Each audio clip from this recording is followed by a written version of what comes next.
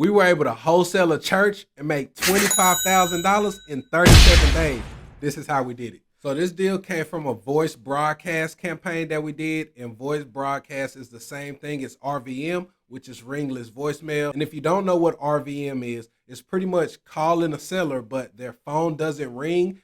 It just goes right to their voicemail and it leaves an automated voicemail, okay? So they get a missed call, but they also get a voicemail without the phone ringing. A lot of people see like, oh man, I missed this call and I got a voicemail. Who could this be? They listen to that voicemail. We have an automated message on there saying, hey, this is so-and-so. We're buying properties in that area. If you're considering selling a property, give us a call back at this number.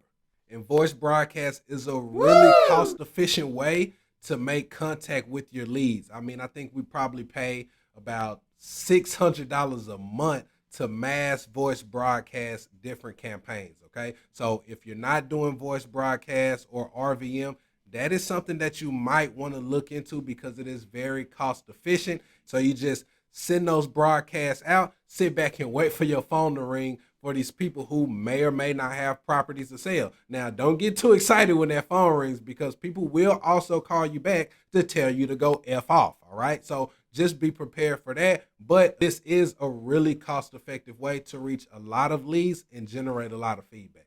So we sent out that voice broadcast. The seller ended up calling us back. This was actually an old church that they used to operate, but the church was no longer in service and the family had no use for the church as it was in very bad condition. On a scale of 1 to 10, I would give it a 1, and the 1 is really just because it was still standing, but it was in really bad condition. We knew it was a tear down. The seller knew it was a tear down, and that's exactly how we marketed it to our buyers, letting them know, hey, this is a tear down situation, and you can see the church right here.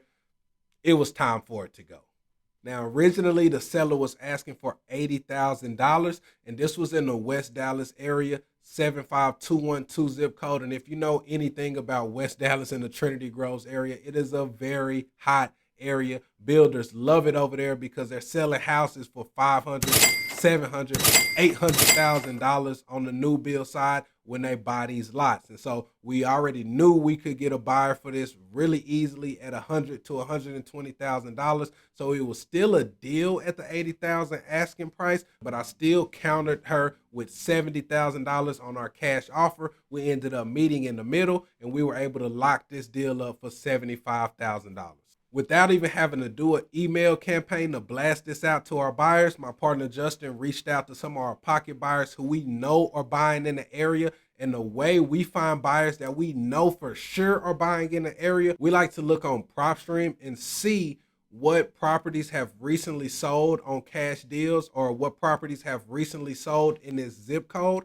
And then we find the buyers who are listed on the deed who bought the property. We skip trace them and we call those exact buyers who we know are buying in this area because we see they just bought a property in this area. We call them and say, hey, we have a property in 75212. I see you just bought a property 2 streets over. Are you still buying in the area? And a lot of times they're going to let you know off top, yep, we're still actively looking for deals in the area, or no, we just picked up one. We're not looking for any more at this time until we finish this one. Or they'll say, nope, we're not buying anything. Those are the only responses you have to look for. But when you're calling people who you know have just purchased in this area, you have a higher chance of being able to assign this deal to them because they're already active in that area. And if they're building in this zip code, they want to continue to leave their footprint in the same area. So the chances of them acquiring that property is very high. It's just going to depend on the price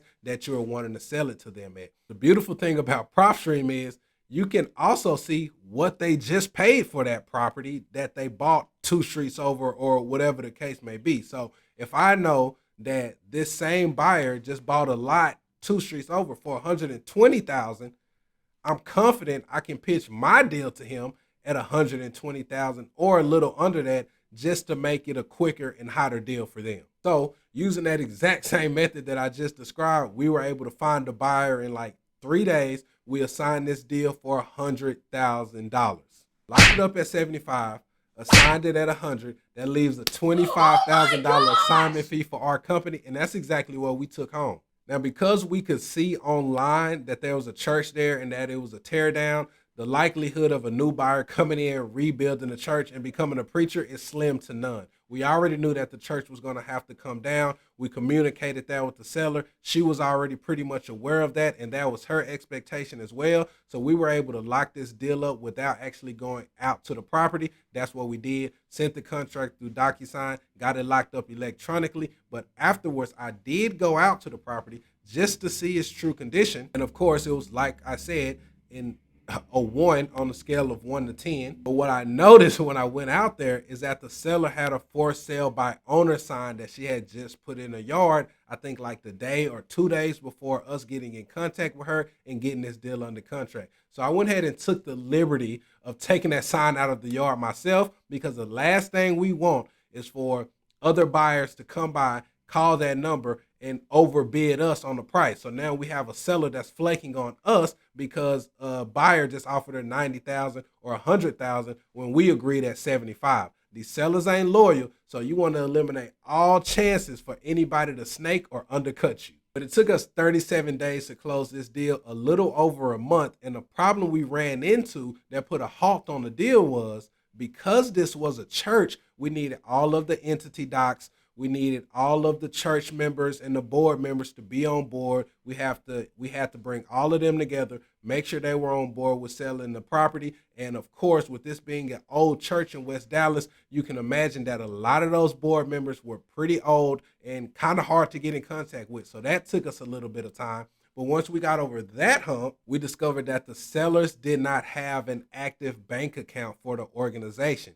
And since the property was in the name of the nonprofit organization, the title company has to issue the funds, whether that be a wire deposit or a check. They have to issue those funds in the name of the organization. Now, of course, they cannot send a wire to a bank account if it's not that in the name of the organization, and they cannot cut that check with the organization name because the sellers would not be able to cash that check unless it is in the name of the business. So they had to open up a new bank account in the name of the organization. The bigger problem was the organization was no longer active with the Secretary of State. So they had to reinstate the LLC with the Secretary of State, repay that $300, and then after they got those documents certifying that the LLC was active, then they were able to go down the chase, open a bank account so they could have that money deposited. And that whole process took about 3 weeks in itself. So we got the deal locked up quick. We found the buyer quick. We identified that it was a teardown pretty quick, but they didn't have their paperwork in order. So that took us a little time to be able to reach the closing table. But ultimately, all of that stuff was worked out. They were able to reestablish the organization. Then they were able to take those documents to the bank, open a bank account. And that was pretty much the end of the deal. Once they got that bank account open, I think we closed the next day or 2 or 3 days later. But all in all, we were able to get this deal closed in 37 days and take home $25,000 in profit from our assignment fee.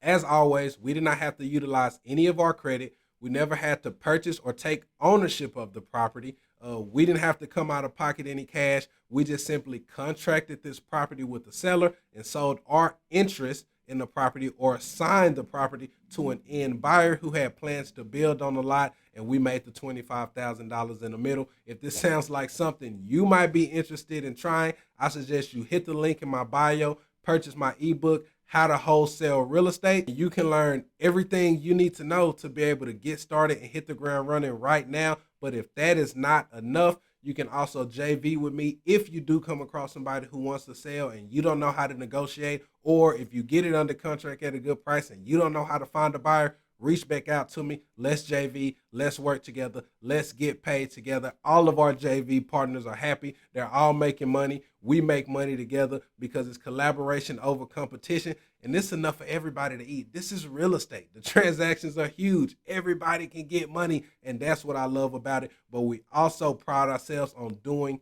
great business. So if you're in the DFW area, connect with me. If you haven't already, go ahead and hit that like button and subscribe to my channel. Hit that bell notification so you can get notified every time I drop deal breakdowns just like this. I'll be bringing these to y'all at least once a week just to shed some light on how we market and how we are getting our deals, how we are finding our buyers, and how we're getting over the roadblocks that we run into during these transactions.